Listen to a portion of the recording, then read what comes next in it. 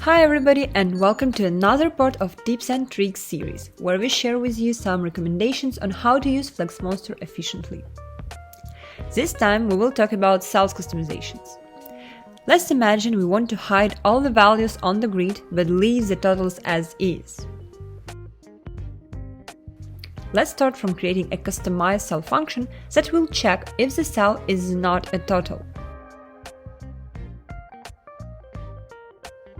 Then it will replace the value with our custom input. Now let's make it more functional and add a control that will define if the data should be shown or hidden. Start from adding a simple toggle button.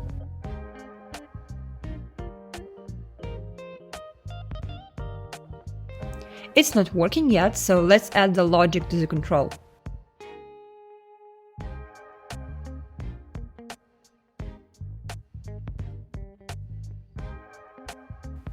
So we use the customizeCell function if the state swipes from show grid content to hide grid content.